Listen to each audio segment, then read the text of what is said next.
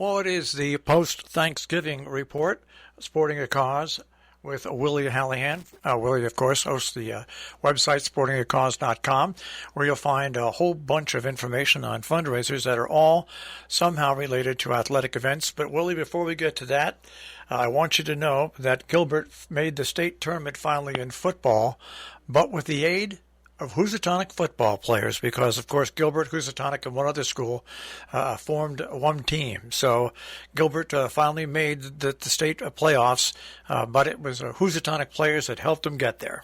That's right, Marshall. And who would have thought, like 20 years ago, when Housatonic and Gilbert were terrific rivals and played against each other on Thanksgiving Day, that someday they would join forces to terrorize the rest of the league. It's great. I love it. It's an amazing thing that I have to sit here, and Marion Chatfield called me on that and said, because I always joke with Marion Chatfield that she graduated from Gilbert. She said, well, now you have to accept my graduation, Marshall. In one way, it's too bad that the kids going out for sports have dwindled to the point where schools have to combine forces. But I guess the silver lining there is that they join forces and they get to play. They get to play. And they get to play. Absolutely. All right. So I know this is a really quiet time of the year. What do we have on the Sporting a Cause agenda? Well, we have a couple things, and they deserve some commentary, I think. First of all, Thanksgiving Day, as I reported last time, there were several turkey trot races. Among them was the Goshen turkey trot, which is always popular locally, and they had close to 400 runners, which is a huge amount of runners in our neck of the woods. You know, for the Eversource triathlon, of course, they get thousands, but around here in these small towns, you get anything over 100 runners is considered a successful race. Well, they have close to 400, and it's a very challenging race, as I talked about before. It's a 10K, which is a 6.2-mile race, and for every mile of those 6 miles, there is a challenging hill. So you got 6 hills over 6 miles, but people love it. It's become a Thanksgiving tradition for many people. And anyway, good for all of them for hosting those races on Thanksgiving. Looking forward, there aren't many things going on, but starting this Thursday, the 2nd through the 5th, the first Bonspiel of the season is going to be held at the Norfolk Curling Club. Bonspiel is the name for curling competitions, and the first of the season is the Calder Trophy Men's Bonspiel. It's held at the beautiful curling facility in Norfolk. They make their money. It's a fundraiser for the club. The club itself is a nonprofit, and they make their money through the entry fees. It costs $400 to enter a team, and teams come from all over the place. There aren't a whole lot of curling facilities around. There's only one other one in Connecticut, and so they'll travel considerable distances to get here. But anyway, they charge $400 a team. They stay for 5 days, and that's how they raise their money, because the public is invited for free. You can go there and from Thursday through Sunday watch high-quality curling taking place. Their facilities are beautiful. They rebuilt their facilities after the arson fire something like 10 years ago, I think now, and they created a very, very beautiful facility. The sheets, which is the name for the expanses of ice that they actually curl on, are state-of-the-art. The viewing facilities are beautiful and comfortable. There's a stone fireplace in there.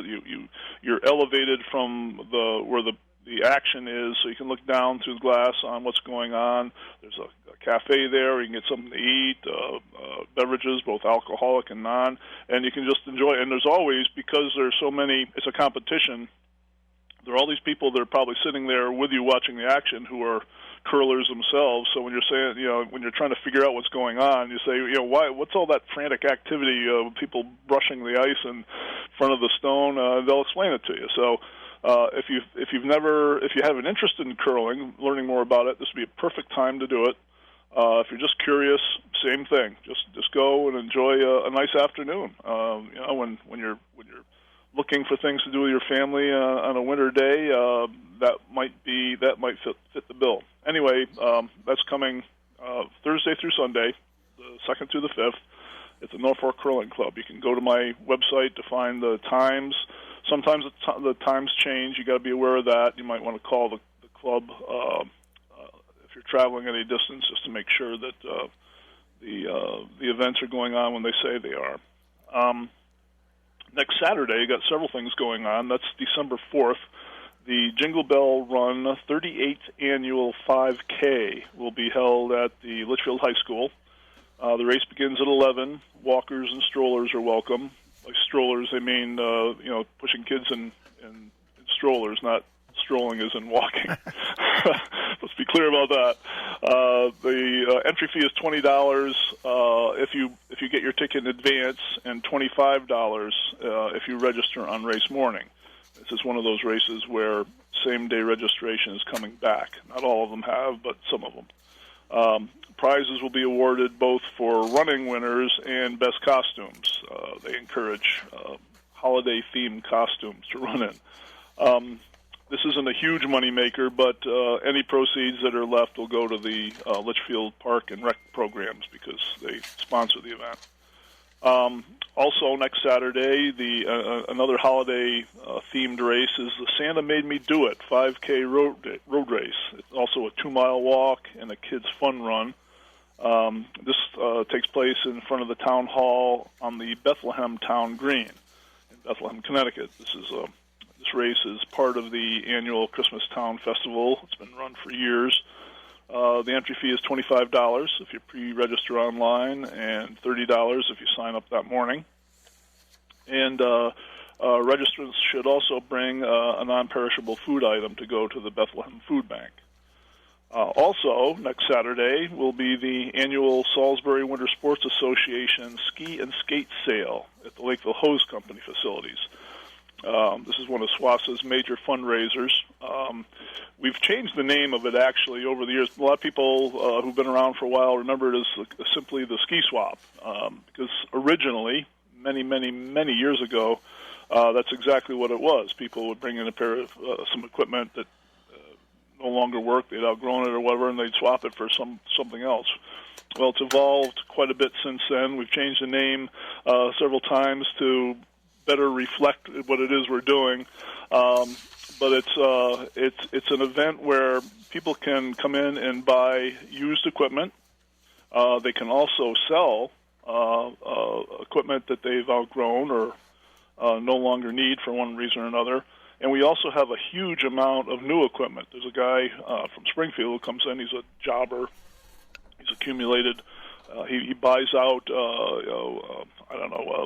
equipment overruns from manufacturers, and maybe ski shops that have gone out of business. Anyway, he buys a huge amount of skates and skis, cross country, downhill, snowshoes, all that kind of stuff. And he offers them for sale too. So as well as hats and gloves and mittens and all sorts of things. So there's a huge amount of equipment available to buy, both new and used. And if you have something to sell, say you have your kids have outgrown their skates or ski boots, and you want to sell them, it becomes a 2-day event, because if you want to sell something, you come on Friday to the Lakeville Hose Company from 4 to 7. There are a bunch of us there to greet you, and you can consult with us if you don't know what to sell something for. We've got years of experience and to tell you what things typically will sell for, and we tag them. It's a fairly elaborate process because we want to make sure if a tag falls off an item, we can match it up somehow. So we put your name on the tag. A fairly detailed description of the piece of equipment, the price you want for it, and then we duplicate it on another sheet, and then we put it out with everything else to sell. The next day, at the end of the day, the sale runs from, we extended it an hour last year because of COVID. We're only letting 25 people in at a time. So we extended the sale an hour. Instead of 8 to 11, we extended it from 8 to noon. We're going to continue that this year. Anyway, at the end of the sale, you come in, and if you've sold your equipment, your used equipment, you get that amount. We don't take a percentage of that. That's all yours. SWASA makes its money. I'll give an example of how we make our money. If your equipment didn't sell and you didn't want to lug it home, you can donate it to us, and we'll sell it next year. We'll lower the price even more, so that it's even more price friendly. And the following year, we'll hopefully sell it and glean the benefit of that. We also get a percentage of the new sales, whatever the new equipment sells. SWASA gets a percentage of that. It's my favorite fundraiser that SWASA does, because not only are we making money, but it's really a service for people. You take a family that has children, even one child, and they're involved in sports, whether it's skating, they're in hockey, or they're skiing, in footwear especially. They're outgrowing their equipment every year. They're outgrowing their footwear every year. And what they can do is they can come in with the outgrown pair of boots, put a reasonable price, $20 on it, or whatever you want. It's up to you, and hopefully sell it. But you can also find a good used pair of boots or skates or whatever for a similar amount. And if all works well, you sell your unwanted stuff. You buy some good used stuff, and it's a wash. And the new equipment is very reasonably priced too. So anyway, it's a great time. It's a very frenetic time, actually. There are people if anybody's looking for something very specific, they need a pair of size 5 children's hockey skates. They want to make sure that if they're there, they grab them. You got to get there early. The sale starts at 8 o'clock on Saturday morning, but typically we'll have 50 or 60 people waiting to get in the door just for that reason. If you're crowd averse, I would say, and it's not all that important that you get there early. Then if you get there 9:30 or 10, things have slowed down considerably. It's still plenty of activity, but the crowds have abated somewhat.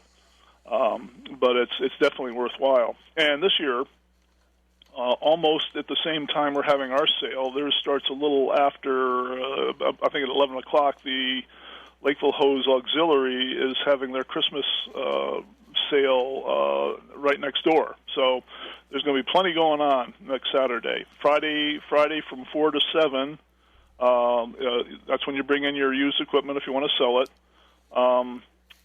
Saturday morning from 8 to noon is the sale.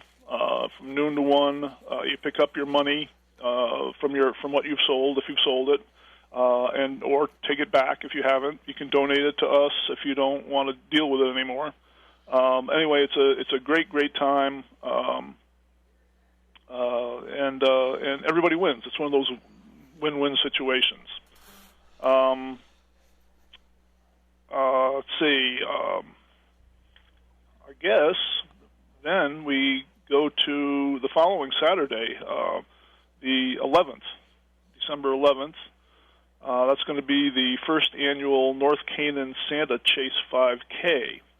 This is going to be held in North Canaan, of course. It's organized and sponsored by Great Falls Brewing Company. The race starts at 11 a.m. It's a pre-registration only race. Unlike the other two races I talked about, your only opportunity to register is online. You can't sign up that morning.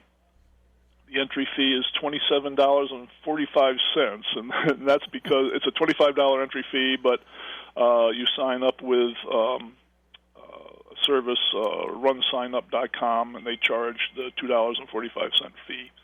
And it's an out-and-back race. It's not a loop. It starts and ends right around the Canaan Town Hall and the North Canaan Elementary School there, right in that area. And it goes up towards the Mass border on West Main Street. It's a very lightly traveled secondary road, so it's safer than running on the state roads. And what I want to mention is this is the third event of the year that the Great Falls Brewing Company has sponsored. They had a 5K race earlier in the year. They sponsored a cornhole tournament over the ski jumps. Those two events benefited different daycare centers. This race benefits the Women's Support Services, all very worthy causes. And Chris Tripler, who owns Great Falls Brewery, is also Canaan's economic development person, the head of that. And so what he's realized something that I've talked about before, that when you have an event in your town, like a race, it can almost go unnoticed. The people gather. It's usually a mid-morning race. It lasts for an hour and a half. There are prizes, and then things dissipate. It's easy to think that nothing else really happened, but I have a lot of anecdotal evidence to support what I'm about to say. That when a 5K race comes to your town, Canaan, Salisbury, Falls Village, wherever, you get 100 people or so. 120 people, that's a good turnout. Over half of those people are from out of town. And what they do is they run the race, they sign up for the race, a worthy cause benefits from it, but then they hang around, many of them. They'll stay for breakfast or lunch, they'll check out the shops, and they tend to stay long enough to see what exactly makes the town unique that they've just had a race in. So the economic, it's hard to quantify. We know for sure that it happens. And Chris himself is a runner, his wife is a runner, but they're also business owners, and they're concerned about economic development in their town. So kudos to them for all of that. And that's Santa Chase 5K is on. I probably should interject here, Marshall, that later today over in Canaan is the Parade of Lights in North Canaan. That's where people are decorating their vehicles. I think it starts at 6 at Stop and Shop. So that's become a very popular thing. Many of the towns are doing that now, and Canaan's is as good as any. So. If you're looking for something to do on a Sunday evening, check out the Parade of Lights. Starts at Stop and Shop. All right. And in Sharon, they're lighting the menorah on the green at about 4:30 this afternoon. And then everything else comes next weekend in Sharon. So. And that about wraps it up, Marshall. Plenty to do. All right. Willie Hallihan, Sporting a Cause, sportingacause.com. Willie, we'll speak to you again. Thank you, Marshall. You take care. Have a good week.